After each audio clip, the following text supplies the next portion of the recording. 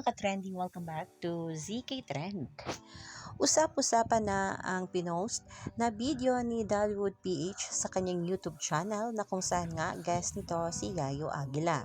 Napag-usapan kasi nila si Melvin, boyfriend ni Yayo, na kung saan si Melvin ay half-brother nga ng mami ni Donnie na si Ma Maricel Pangilinan. At sa naturang interview ay nabanggit rin ang pangalan ni Bel Mariano.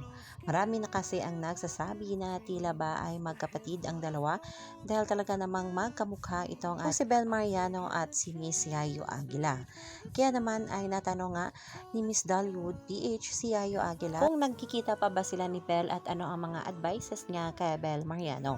Ayon kay Miss Yayo Aguila ay bukod umano sa magkasama na sila dati ni Bel sa isang project, ay magkasama sila sa isang family gathering sa side nga ni Melvin, half-brother nga ni Miss Maricel, at kasama umano pa si Donnie. Ang revelasyon na ito ni Miss Yayo Aguila ay kaagad ng pinag-uusapan at nag-trending na nga sa social media. At para magets ng lahat, Miss Yayo's boyfriend Melvin is Tita M's half-brother.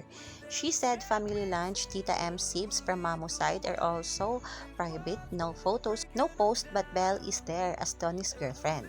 Hi Don Belle, you do you. At ayon pa dito sa ilang komento ng bula sa X, Donnie bringing Belle to dinner, lunch with his relatives. During family gatherings, off-cam gatherings are much more better than during interviews, so many moments kept away from public eyes. Sad for my inner chismosa, but happy for Don Bell for protecting their privacy. You can't join what you don't know. Miss Yayo Aguila on being asked about meeting Bell. Nag-meet na kami. It was a family lunch. Sa side ni Melvin, Tita M's brother, nandun si Bell, nandun si Donnie. Miss Yayo's boyfriend was Donnie's uncle. She mentioned that Donnie brought Bell during their family gatherings. Mag-jowa through. #DonBell.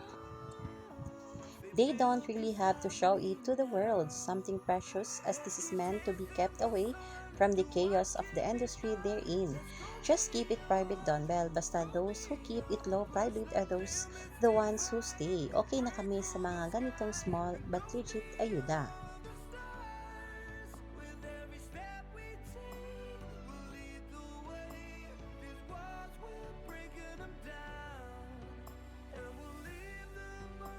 Oo, nag-work na kami ilang beses. Did you ask for advice? How did that go? Yung pagkikita nyo ay yung twinnie? Wala naman kasi ito sa family lunch sa side nila Melvin. So, nandun si Belle, nandun si Donnie. Ganun lang, pero So, na-meet mo na